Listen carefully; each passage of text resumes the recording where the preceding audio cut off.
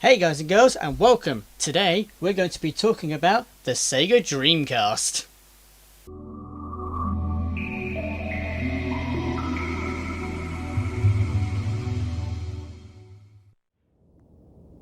"2020 marks the 21st anniversary of the SEGA Dreamcast. Released in Japan on the 27th of November 1998 and Europe on the 14th of October 1999, it was Sega's last home console developed to compete against the N64 and PlayStation 1, and also as a successor to the Sega Saturn, which was discontinued by this point. Released for £199 in the UK, the Dreamcast sold around 500,000 units in Europe by Christmas 1999. Due to the dominance of the PlayStation 2, the Dreamcast was eventually discontinued in 2002, with Sega announcing that they would step out from the console race. When I first heard of the Sega Dreamcast, I was very interested, primarily because I never actually owned a Sega Saturn and I was mainly playing PlayStation at the time, so yeah, it was likely from this issue of Games Master magazine that my interest was first piqued, because they had an article about it. Yeah, there we are, pretty much showing it all off. I think this was pretty much the first I'd seen of it. It's like the Dream Machine, your first look at Sega's 128-bit super console. Sega can go online and it's rolling out the big guns, and yeah, and it features the VMU in it as well. So, or was it, they call it the VMS at this early stage, and yeah, it's got the stats. It's also known as the Saturn II, the Black Belt, the Dural, and the Katana. 128-bit graphics engine operated 200 megahertz, which obviously would have been quite fast at the time, but obviously not quite nowadays. And I do like the launch dates that it has on there. It's like Japan November 98. USA late winter 99, which we all know actually turned out to be September the 9th, 1999, and the UK possibly Christmas 99, which we all later learned was actually October 99. So yeah, we didn't have long to wait after the US launch. We had a long time to wait after the after the Japanese launch, but I like to think it was actually worth it at the time. So yeah.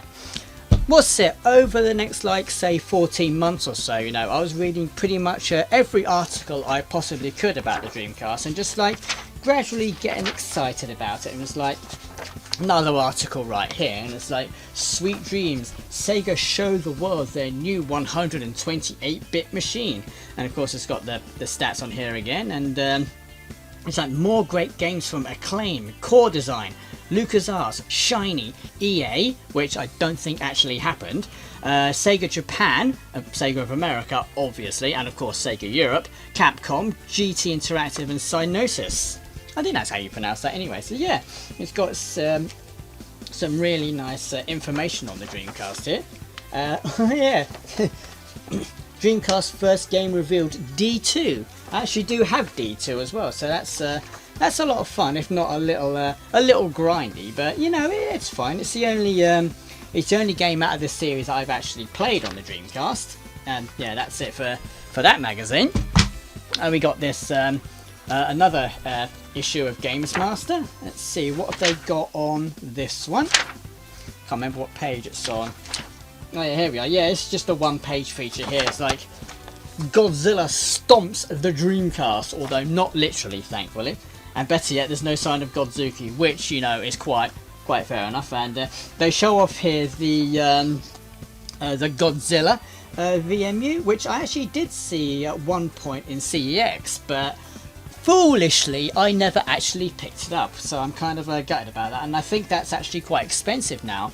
I'm not sure. I'd have to do a quick eBay search, but Godzilla, very, very highly regarded IP there, and of course.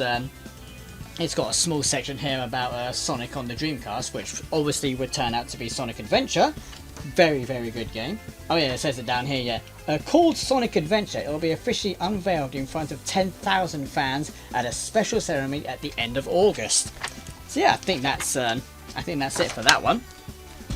And of course there's this issue of Games Master here, which just quite frankly just puts it straight in your face. I mean, right there. You know what you're getting yourself involved in. It's Sonic Adventure. I can't remember what page it's on. Page 10. Oh, it's got Godzilla Generations on page 22 as well. So we'll have a quick look at that. I mean, look at that. How can you not get excited about the upcoming launch of the Dreamcast when you've got like a in-your-face spread like this? It's just like Sonic Adventure, Sonic to hit the Dreamcast, 128-bit hog. It goes through pretty much some of the gameplay, some of the levels. What have they got here actually? They've got Ice Cap, Lost World, Lava World, Red Mountain, which obviously I think they combine that back into one level because Lava World obviously doesn't exist. Inca, which if I remember rightly would go on to become oh bollocks, what's that? I can't remember the name of the stage now. I'll probably have it subtitled down below. So yeah, and obviously Speed Highway. So got some info on the VMS as well. I can always remember playing a bit of Sonic Adventure on VMU, not VMS. I'm assuming the S stands for System, Virtual Memory System. I don't know. I'll have to go back and look at that one. But yeah, it's basically with information like that, you can't fail to get excited about the upcoming Dreamcast. And of course we've got Godzilla Generations here, which to be fair I actually still don't own for the Dreamcast. I really must get hold of it at some point because I do like my Godzilla. And of course Games Master, right? Not the only magazine to cover the Dreamcast. We've got this very good multi-format magazine actually. I really did like Arcade Magazine. Of course, this is issue number 1, December 1998. Wowzers! So there we go. There's another feature there on the Dreamcast. I do like the noughts and crosses picture here with like PlayStation just not getting a win on the Dreamcast. Yeah, we all know how that panned out. So how powerful is Dreamcast? It outperforms high-end Pentium PCs and all for 150 quid. I think, if I remember rightly, the Dreamcast actually retailed for £200 when it came out in the UK. I don't know. I'll have to go back on that and quickly and have a look. But yeah, there's some more features on the controller, and there we are. Look, visual memory system. There we go. Nice little red accessories here. I don't think I have a red. In fact, there's no think about it. I don't have any red accessories for the Dreamcast, so I must pretty much get hold of that at some point. Dreamcast should have 10 titles ready for Christmas. Godzilla, Virtua Fighter 3, Sega Rally 2, Pen Triathlon, July, I probably pronounced Triathlon wrong, Sonic Adventure, obviously, Blue Stinger, Geist Force, Get Bass, Power Stone, Virtua On, Virtua Fighter RPG, which we all know eventually turned into Shenmue, Resident Evil Code Veronica, and of course D2, which I'd already mentioned. Yes, and another spread on Sonic Adventures. Like seriously, I think my excitement was starting to build at this point because obviously December 1998. So this was around about that time when I was first hearing about the Dreamcast. But yeah, that's Arcade Magazine. And I've got this one for a specific reason, because I remember reading a review in here, and it just made me laugh. There it is. Alright, so it's got import reviews of 7th Cross and Tetris 4D, and the Tetris 4D one's the one that actually made me laugh. The world famous puzzle game gets ruined again. We love Tetris on Dreamcast. I totally misread that.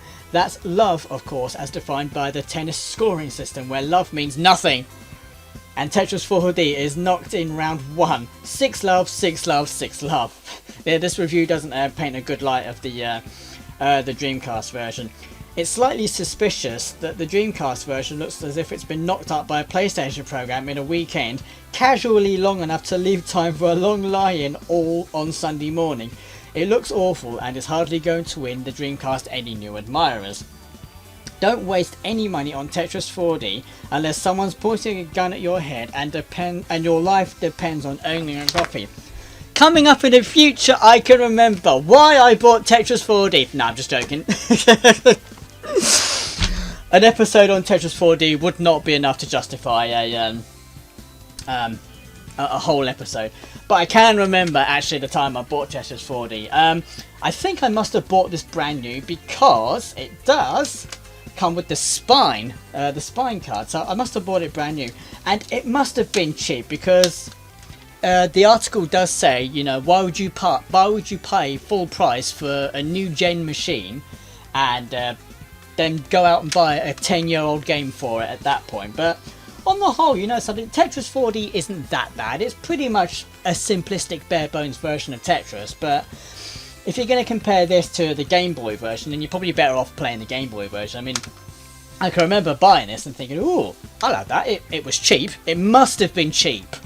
And I can remember just going to McDonald's at the top of Oxford Street on the corner of that and Tottenham Court Road, just by the Centrepoint building. And I just remember eating my my McDonald's meal and just reading this, to be fair. And I was just like, yeah, I'm kind of looking forward to playing this, actually. I mean, it's Tetris, you know, how can you go wrong? You know, I was just reading the instruction manual whilst I was eating my my meal. So that's pretty much it for Tetris 4D, to be honest. I told you it wasn't worth an episode, but if you can find Tetris 4D cheap, which you most probably will, yeah, pick it up. I mean, it's not mind-blowing as the review says, but you know, for what it's worth, you know, it'll be worth the money if you can find it cheap enough. Of course, we've got a couple of other magazines here. We've got the Total Games Guide to Dreamcast. This came out in summer 1999. So this was on the way to the Dreamcast being released in Europe, and it's got some really nice spreads here. It's got all the accessories you can buy for it. And of course, it's got the Japanese keyboard right there. And to be fair, you know, if you were looking forward to the Dreamcast and you got this magazine, you know, this was there we go. Look at that, 28-bit under £199. So there we go. It's like you're just looking through it, and it's just like, oh my god, I need this machine in my life. And as you can see, I actually do.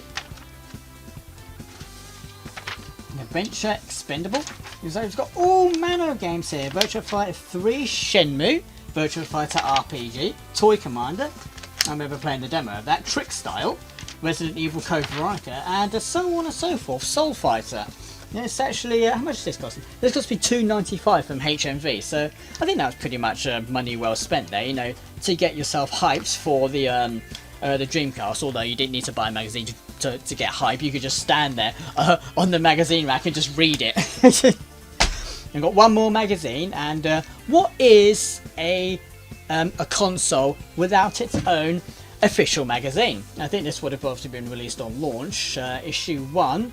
There we are, there, November 1999. So yeah, this would have come out on launch, and it's pretty much more of the same, really. I mean, it's got all the usual features you'd find in an official magazine, you know. Crazy Taxi, good game. Fighting Force 2, Formula 1, it's got this, which is completely irrelevant. So what else have we got in there? Oh, we've got some more on Shenmue, and this actually covers the demo for What's Shenmue. D2, again, D2. There's a lot of coverage of D2. I didn't actually realise that at the time. Resident Evil Code Veronica, The Typing of the Dead, which is really good.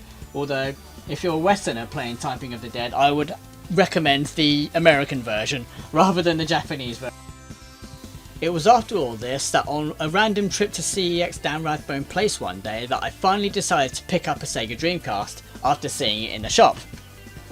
I can remember just seeing the box there, sitting on, I can't remember if it was sitting on like the window, or not really the window, but they had a glass display unit above the counter. I can't remember if it was in there or if it was on the back, on the shelves behind the counter, but I was just like, SEGA Dreamcast. It must have cost me my entire week's wages at that point, because I didn't manage to get any games with it. But so yeah, I pretty much used it as a CD player for the next 7 days, and yeah, I can just remember like just getting hold of this box and just sitting in the underground waiting for my train home, and just reading the box and wondering actually why the box was in English, because obviously this is a Japanese machine, so why is everything in English? So what I actually ended up buying was an Asian Dreamcast. One way you can tell that is if you look at the back and you look at the modem. There is no phone socket there. This is what's known as a terminator. It's just there. You know, it serves no grand purpose. The Dreamcast will still work if you take this thing out. It's literally just a dummy modem. So, obviously, I couldn't play any games online, which kind of disappointed me, really. But for the most part, yeah, I really did enjoy my my Japanese Dreamcast. I can't remember exactly what my first game was. You know, that's I think, you know, I didn't really commit that to memory.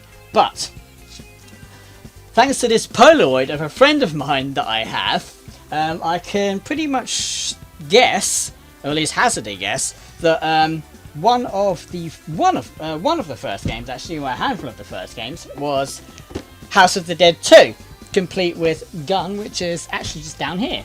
I'll just pull out my my controller drawer. There we go. Bang, bang, bang. So yeah, the House of the Dead 2 gun box set. I've got the case somewhere. The actual game. There we go. Yeah, really, really good conversion from the arcade machine. I mean, it's not 100% perfect. I mean, there are some small details which didn't make it over to the Dreamcast, but, you know, by and large, this is, you know, still pretty much a faithful recreation, and you can get good at this version, you know, play it with 1 credit, and then transfer all those skills over to the arcade version, and you can most probably beat the arcade version, you know, just by using a pound. I mean, I can't. And another game, actually, which I can probably figure out, that I first owned, was, of course, Sonic Adventure. I think I bought this reasonably early into my time with the Dreamcast. I think it must have been quite cheap at the time. Whoop! It just decided to escape. But then again, you got this really nice artwork behind the disc anyway. And yeah, I remember playing this up until I got to Big Scenario and just stopping, because at the time, you know, I couldn't understand Japanese whatsoever, and working out how to fish with Big, or indeed just working out where the hell to go with Big. Yeah, I couldn't quite I couldn't quite work it out. So yeah, Sonic the Adventure, Sonic Adventure sat on the back burner for a little while whilst I played other Dreamcast games, and I don't know if this was one of the first. I like to think it was, because, you know, it's a game that I really, really love. It's a game that I have multiple versions of, and I think it must have been cheap enough for me to justify buying it. Although that having been said, I have paid full price for an import game for a game that I already owned before, Metal Gear Solid Integral. But I'm pretty certain that one of the other games was Biohazard 2 Value Plus. Like, first off, I just bought this simply because it's a version of Resident Evil 2 that I don't have, so I must buy. But also, it has a playable demo of Biohazard Code Veronica, and I remember playing that and actually being really impressed with the CGI cutscenes. It was just like nothing you'd ever seen before. I mean, the PlayStation 1, especially Resident Evil, some of those CGI cutscenes are actually really good. I should say FMV, really. Some of them are like really good, and to see how the Dreamcast handled Code Veronica, it was just like, it was really good. So those are the 3 main games that I'm pretty certain that I had to start off with my Dreamcast. I can't remember if I had Shenmue or Virtua Fighter 3 as well at the time. I can't really work it out by looking at this photo, because obviously it's a Polaroid. You know, it's an old photograph, and the background is slightly blurry. So yeah, that was yeah, that's pretty much all I can work out from that. This Dreamcast is actually really special to me. It's actually my very first import machine. Up until then, I'd actually played import games on my PAL machines, and getting a whole brand new NTSC machine, you know, that was something quite new to me. So as well as, you know, import games and the language barrier, I also had to learn about voltages pretty quickly. And I can remember one time at a sleepover, a friend of mine, he plugged it using a UK cable, switched it on, and a giant puff of smoke just came out of the Dreamcast and was like, "Ah!" We was actually really lucky that it didn't explode, and somehow, I don't know how, it actually still worked after all that. I was expecting it to have completely died at that point, but yeah, unfortunately it worked up until about, I want to say, a decade ago, give or take. Around about 2008 to 2010, somewhere in that area. It still powers on, but it doesn't really display any picture anymore, so that's rather unfortunate. It did have the reset problem, but I did manage to realign the power supply pin, so it stopped doing that. But it did just eventually give up the ghost, so if there's any chance that I can fix this, I probably will take that up. However, it was replaced eventually with this one. This one I bought on eBay, and it's actually this one what this box belongs to. And this also is a what's this one? This is HKT 3000. I'm going to assume this is a Japanese version as well, because this one did come with the modem. There we are. You say there is actually, if you were to open up the modem and the dummy modem, you'll find there is actually quite a bit of difference between the circuit boards. I got there eventually, but yeah, this is actually my current Japanese Dreamcast, and I normally have both my Dreamcast stores at the side like that, so if I need to work out which one it is just by looking at the front, I can just see here because I've written in pencil NTSC. So yeah, this is my current Japanese Dreamcast, and when I got that Dreamcast, you know, over the next 3 months or so, you know, my friends and I, we had a lot of fun, you know, playing the games on there. You know, we had a lot of fun playing House of the Dead 2. I do have another light gun somewhere. It's probably in my controllers drawer over there. And sometimes we play 2-player on House of the Dead. Sometimes it would just be one of us, guns akimbo, and we'd just be playing the 2-player mode on our own, going pew pew pew, kind of like Martin Mathers when he did the whole Virtual Cop 2 twin arcade machine challenge. Only slightly though. And what else did we play? We played Power Stone. We had a lot of fun with that. We did enjoy, we did find it funny where one of the characters, the young girl, I can't remember what her name was, one of her winning animations, she turns around and she smacks her ass at you. We just found that really funny. And obviously Crazy Taxi, we had a lot of fun with that, doing the arcade mode and doing the crazy box as well, trying to unlock all the missions. I know at some point you can unlock the crazy bike, but I haven't been able to do that for ages. I think to this day I've never ever actually completed the crazy box. What else did we play? We played Soul Calibur as well. I actually got that rather late into me having the Dreamcast, because Soul Calibur is a really good game, and I very rarely found it secondhand in CEX at the time, and obviously no one was probably going to want to give that away, and I eventually found a copy, and I think it was a £5 actually when I picked it up, so yeah, £5 well spent. When the European Dreamcast was launched, I didn't feel the need to actually buy one at the time, because, you know, I already had a Dreamcast, a nice sexy Japanese machine. You know, I'd had one for about, I think I must have had it for about a month or so before the European launch, so yeah. I didn't feel the need to buy a PAL machine, so what I did instead was attempted the PlayStation disc swap trick on this with the with a PAL demo disc on one of my Japanese games. Unfortunately, that doesn't work. So I was pretty much stuck, you know, playing Japanese games, and obviously I couldn't support the European machine at launch. But eventually, they did come out with the Exploder disc, which allows you to play import games on your European Dreamcast. Although I was using it for the unusually for the opposite. You know, I was using this to play PAL games on an import machine, which, you know, for me that's rather weird.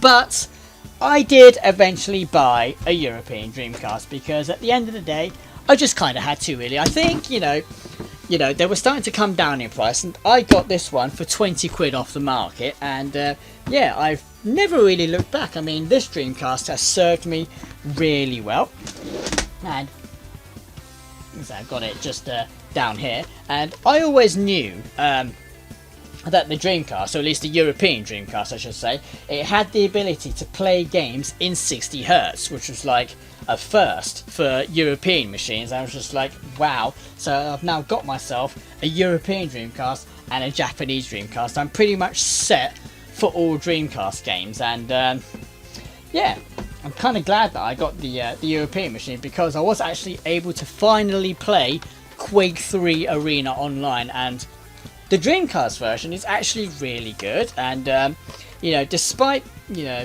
Europe only getting the 33.3K modem, it seemed to run rather seamlessly, actually, to be fair. I didn't really notice any lag spikes or anything like that, so, you know, that must have been quite minimal. At some point I'm going to get myself a Dream Pi, so I can get this online again and start playing a bit more Quake 3 Arena online, you know, because pretty much that was really the only game that I played on Dreamcast online. That was until I eventually jumped ship to the PC version. And yeah, I'd love to get myself a Dream Pi at some point so I can play Quake 3 Arena online again, and finally play Planet Ring for the very first time. So what else was there? I can remember actually trying to connect to a friend's PC server on Quake 3 Arena using the Dreamcast version, but I don't actually think it was possible, because they did call their I think it was just a room they had. They typed in a specific name for them, like, you know, get your DC in here. It was something that I know I would recognise, because they sent me a text message, but no, couldn't ever find it. So yeah, that was pretty much all my experience with the European Dreamcast. You know, got quite a healthy library for the European Dreamcast, and ultimately for both Dreamcasts. So yeah, that's pretty much my entire experience with the both Dreamcasts on launch. Well, technically not the European, but within launch window, or at least within like the first couple of years or so, but details. So yeah, guys, have you played the Dreamcast? How many Dreamcasts do you own? What is your experience with the Dreamcast? Let me know. I'd love to hear your stories about the SEGA Dreamcast. So yeah, until next time, thank you all very much for watching, and I'll see you next time. Bye bye.